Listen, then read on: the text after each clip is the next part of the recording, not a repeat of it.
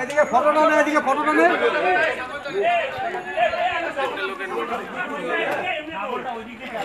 বড় করে এখন সবার হাতে মোবাইল আছে, সবাই করতে পারে 10টা 12টা মোবাইল দিয়ে। পুলিশ দাঁড়িয়ে থেকে যখন ই করছে, বেআইনি কাজ করছে, তাহলে কিছু বলার নেই তো, কিচ্ছু করার নেই। আজকে আমরা একটা খুব বেদনাদায়ক ঘটনা আপনাদের সামনে তুলে ধরতে চাই। আমাদের সঙ্গে রয়েছে জিতেন বর্মন, অত্যন্ত একটা ভালো ছেলে এবং এই একটা ওলা ট্যাক্সি চালিয়ে তার জীবন চালায়। তার মা পাশে রয়েছে, কানে শুনতে পারে না, মানে প্রতিবন্ধী বলা যেতে পারে। তার স্ত্রী ছিলেন রুবি বর্মন। তার মুখ থেকে শুনলেন যে কি ধরনের মহিলা তিনি ছিলেন।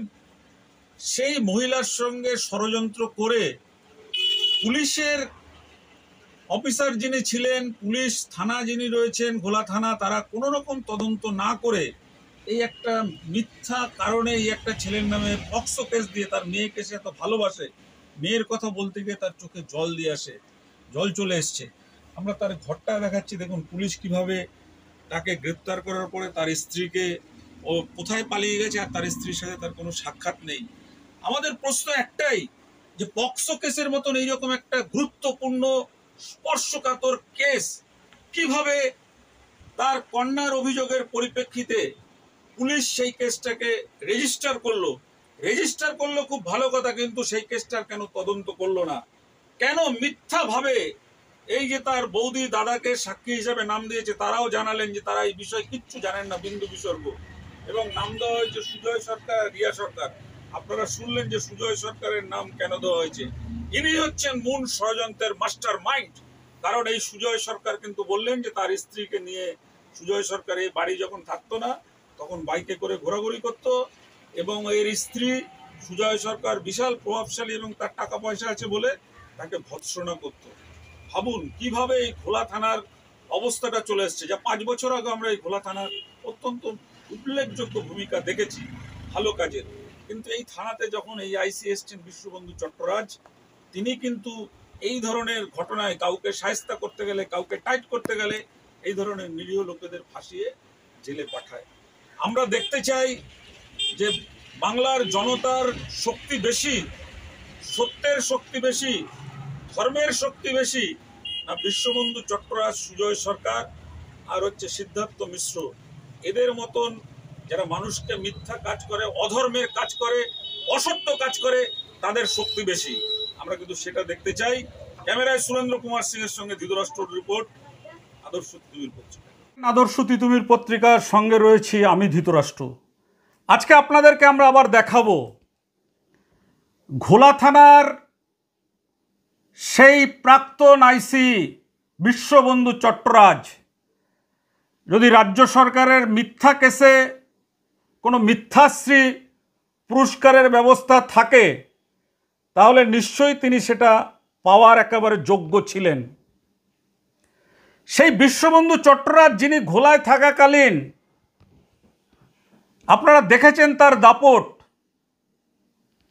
কিভাবে ঘোলাটাকে তার সাম্রাজ্য বানিয়ে নিয়েছিলেন, এবং শাসক দলের নেতার তল্পিবাহকতা করে শাসক দলের নেতার সঙ্গে মঞ্চে উঠে তার বক্তৃতা দেওয়ার সময় হাততালি দিয়ে একেবারে পুরো পকেটে ভরে নিয়েছিলেন।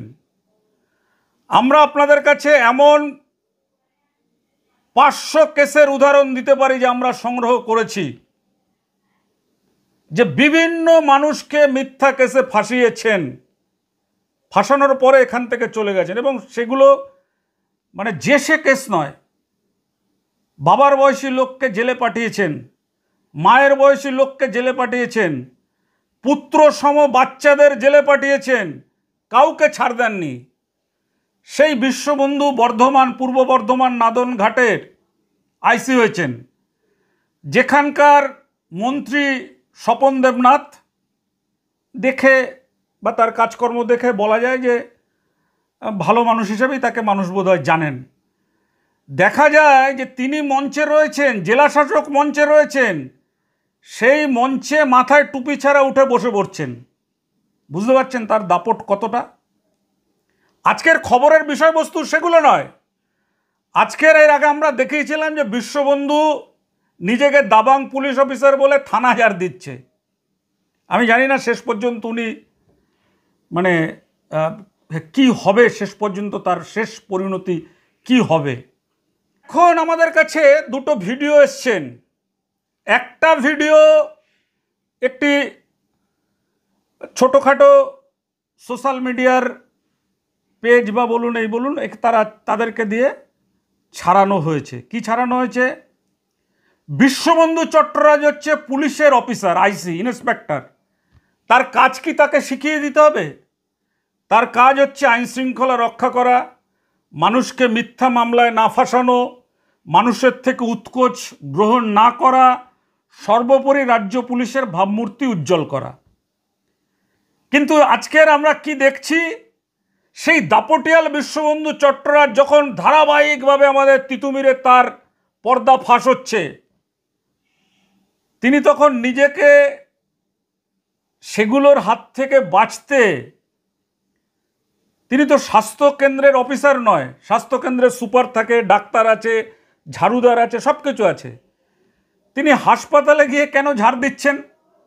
আচ্ছা, ঝাড় দিচ্ছেন ভালো কথা, স্বাস্থ্য কেন্দ্রে পরিচ্ছন্ন রাখার কাজ করছেন, সেটা যদি ভালো হয় তাহলে রাজনৈতিক নেতারা মাঝে মাঝে ওই সাফাই অভিযান করে, সেই সাফাই অভিযানে দেখবেন বিভিন্ন চ্যানেল, বিভিন্ন ইউটিউবারদের নিয়ে এসে প্রচার করেন।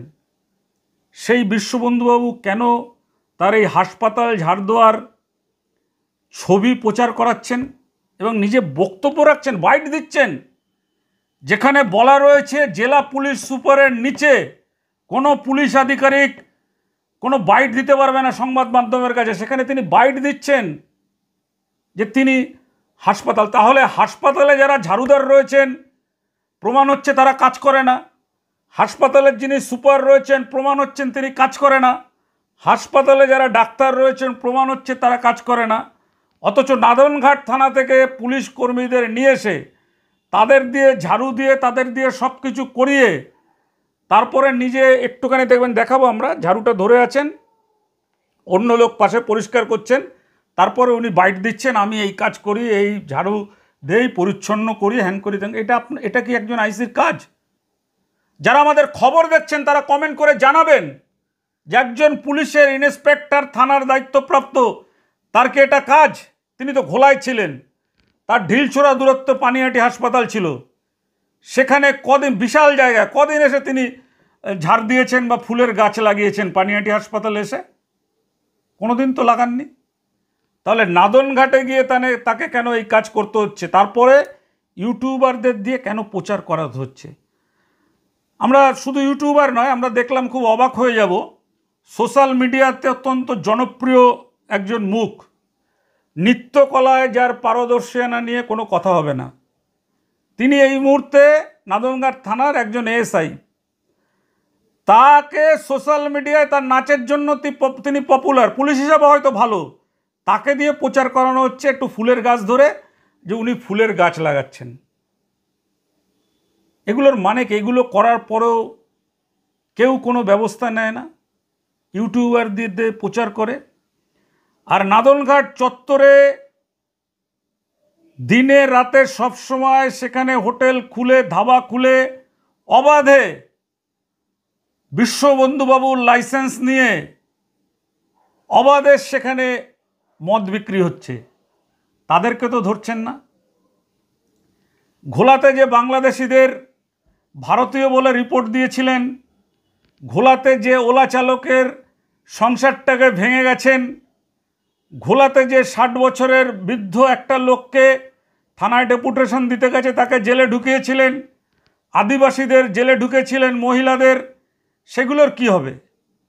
আপনি কি এই থানা ঝাড় দিয়ে, আপনি এই হাসপাতাল ঝাড় দিয়ে, আপনি সোশ্যাল মিডিয়াতে দেখিয়ে আপনি পার পেয়ে যাবেন? এত সহজ নয় বিশ্ববন্ধুবাবু। আপনার পাপের ঘরা পূর্ণ হয়ে গেছে। আপনার অপরাধ শেষ করতে হলে, আপনি যে অন্যায় কাজগুলো করেছেন সেই অন্যায় কাজগুলো থেকে আপনাকে মুক্ত হতে গেলে আপনাকে সত্যিকারের প্রকৃত মানুষ হয়ে উঠতে গেলে আপনাকে এক জটিল এবং ব্যক্তিগত প্রক্রিয়ার মধ্যে দিয়ে আসতে হবে। এটা শুধুমাত্র একটা বাইরের পরিবর্তন আপনি দেখালেন যে আপনি ঝাড়ু দিয়ে পরিষ্কার করছেন হাসপাতাল, এটা আপনি নিজে চিন্তা করুন, এটাকে আপনার কাজ? এটাকে আপনার কাজ? আপনার আভ্যন্তরীণ পরিবর্তন দরকার। কি আভ্যন্তরীণ পরিবর্তন দরকার? আপনি কেন এই মানুষগুলোকে মিথ্যে মামলায় ফাঁসিয়েছেন? কেন আপনি নাদনঘাটে গিয়ে সরস্বতী দোসাদের মতন একজন নিরীহ সমাজকর্মী মেয়েকে কেন জেলে পাঠানোর চেষ্টা করেছিলেন? আরও তো অনেক করেছেন। কিন্তু আপনি যদি এই যে আপনার ভণ্ডামি, আপনি যদি ভণ্ড থেকে সত্যিকারে মানুষ হয়ে উঠতে চান, তাহলে আপনার ভণ্ড হিসাবে আপনাকে আগে নিজে স্বীকার করতে হবে আপনি কি কি অপরাধ করেছেন। এটা একটা কঠিন প্রক্রিয়া, কারণ এটার মধ্যে দিয়েই আপনার অহংকার, আপনার স্বার্থপরতা সম্পর্কে গভীর সত্য উপলব্ধি করতে পারবেন আপনি সেদিন। ঝাড়ু দিয়ে কোনো কাজ হবে না বিশ্ববন্ধুবাবু। আগে নিজের ভুলগুলো চিহ্নিত করুন। আপনার ভুলগুলো আপনাকে চিহ্নিত করতে হবে। কি কারণে আপনি এই সমস্ত মানুষদের মিথ্যা মামলায় ফাঁসান? কিভাবে আপনি উৎকোচের টাকায় জমি কিনেছেন? কিভাবে উৎকোচের টাকায় এখানে গাড়ি কিনে আপনি খাটাচ্ছেন ভাড়া? কিভাবে উৎকোচের টাকায় আপনি হিসাব হোক না, তৈরি দেখা হোক না, পুলিশ কেন তদন্ত করছে না? সুতরাং আপনি ঝাড়ু দিয়ে, ইউটিউবারকে পয়সা দিয়ে, আপনার পুলিশ কর্মীকে দিয়ে আপনি প্রচার করাতে পারেন, কিন্তু তাতে বাস্তবে আপনার কোনো কাজ হবে না। বাস্তবে আপনাকে আপনার নিজের যে ভুল, আপনার জীবনযাত্রা, সেগুলো আপনাকে পরিবর্তন আনতে হবে। সেগুলো আপনাকে পরিবর্তন আনতে হবে। আপনার ভেতর অনুশোচনা বোধ জাগতে হবে। আপনার যে ভুলগুলো চিহ্নিত করার পর তারপর আপনাকে অনুশোচনা করতে হবে। আপনি এইখান থেকে কিংস্টন ল কলেজ থেকে কার টাকায় পড়াশোনা করেছিলেন?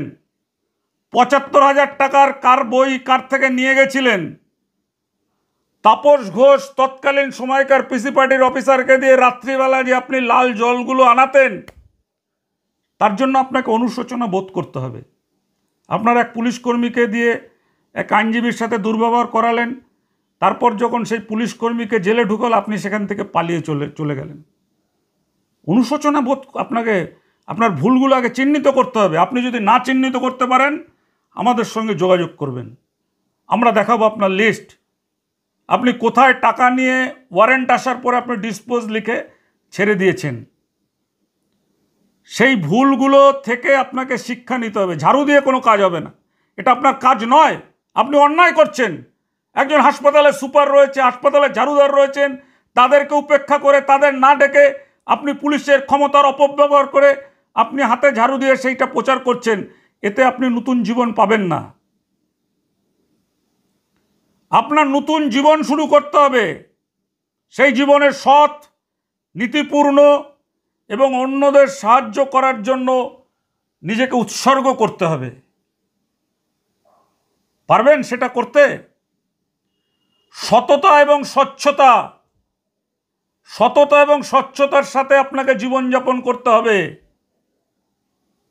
আপনি মিথ্যা মামলায় আর কাউকে ফাঁসাতে পারবেন না। অন্যকে ঠকানো থেকে আপনাকে বিরত থাকতে হবে। পারবেন? এগুলো ভেতরে আপনাকে লালন পালন করতে হবে। হাতে ঝাড়ু নিয়ে আর ফুলের গাছ দেখিয়ে, ইউটিউবারকে টাকা দিয়ে, পুলিশ কর্মীকে দিয়ে প্রচার করিয়ে, তাতে আপনি নিজে হয়তো ভাববেন যে আমি তিতুমিরকে প্রতিরোধ করার চেষ্টা করছি, কিন্তু মনে রাখবেন বিশ্ববন্ধু, আপনি তো সামনে দুটো চোখে দেখছেন, আপনাকে আর এক জোড়া চোখ নজর রাখছে। সেই চোখটা আপনি কোনোদিন দেখতে পাবেন না, কোনোদিন আপনি দেখতে পাবেন না সেই চোখটা। আপনি মনে করছেন আপনি মন্ত্রীর সঙ্গে, মন্ত্রীর মঞ্চে উঠে যাচ্ছেন, আপনার হাতে বিশাল ক্ষমতা। এই বিশাল ক্ষমতা আপনাকে রক্ষা করতে পারবে না। শুনেছি আপনার স্ত্রী আছেন, উনি শিক্ষাবিদ এবং ভালো মানুষ, আপনার সন্তানও রয়েছেন, এবং শুনেছি আপনিও একটা ভালো পরিবারের ছেলে। আপনাকে প্রার্থনা ও ধ্যানের মধ্যে আপনাকে যেতে হবে, নিয়মিত প্রার্থনা ধ্যান করতে হবে। কেন আপনি একটা বাচ্চা ছেলেকে পক্সো কেসে জেল খাটালেন, অন্ধ একটা মহিলার ছেলেকে? কেন আপনি একটা ওলা চালককে তার স্ত্রী থেকে তাকে আলাদা করে দিলেন? কেন আপনি একটা 4 বিয়ের নায়কের স্ত্রীর মিথ্যা অভিযোগ নিয়ে আপনি কেন নিরীহ লোকগুলোকে ফাঁসালেন? আপনি কেন ঘোলা থেকে লক্ষ লক্ষ টাকা উৎকোচ সংগ্রহ করলেন? এইগুলো নিয়ে আপনাকে প্রার্থনা করতে হবে, আপনাকে ধ্যান করতে হবে। ধীরে ধীরে আপনার জীবনযাত্রার পরিবর্তন হবে। তবে যেমন আপনাকে নিয়মিত প্রার্থনা ধ্যান করতে হবে, এতে আপনার মনটা শান্ত হবে, এবং যে ভুলগুলো আপনি করেছেন এতদিন যাবৎ, তবেই আপনি সেই ভুলগুলো থেকে দূরে সরতে পারবেন। আপনি তো কত কেস করেছিলেন আমাদের নামে, কিছু করতে পেরেছেন? আপনি নিজেই চিন্তা করুন। আপনি নিজে বুকে হাত রেখে বলুন যে আপনি আমাদের ক্রাইম রিপোর্টার সুরেন্দ্র কুমার সিং, তার মা মারা গেছে, তিনি মায়ের দাহ কার্য করার জন্য শ্মশানে রয়েছে, আপনি সেই সময় তার বিরুদ্ধে পক্সো কেস করে দিয়েছেন। আপনি ভুল করেননি, আর আপনি মনে করছেন এখন ঝাড়ু দিয়ে আপনার সব ভুল সাফাই করবেন? সাফাই করতে পারবেন না সব ভুল বিশ্ববন্ধুবাবু। দেখুন, আপনাকে একটা কথা বলি, আপনি যে ঠান্ডা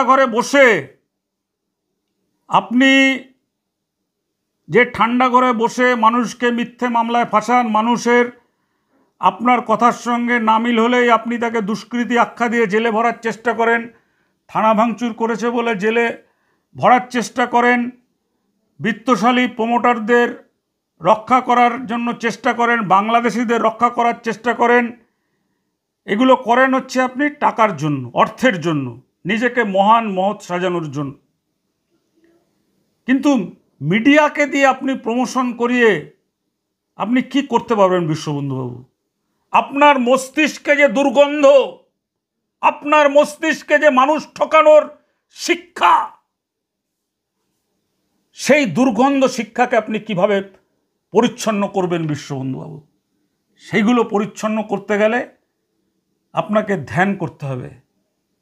আপনার পাপবোধ, আপনার মনে আছে যে কিভাবে রঘু ডাকাত থেকে ভালো মানুষ হয়ে উঠেছিল, কিভাবে ডাকু রত্নাকর থেকে বাল্মীকি মুনি হয়ে উঠেছিল?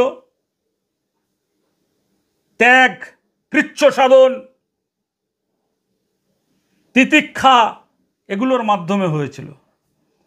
আপনাকে একটা কথা বলি বিশ্ববন্ধু, আপনি যদি এই কাজ না করেন, আপনি যেখান থেকে ছাড় পান, আমরা তো শুনেছি যে আপনি সুপারি কিলার দিয়ে আমাদের নিকেশ করার চেষ্টা করছেন।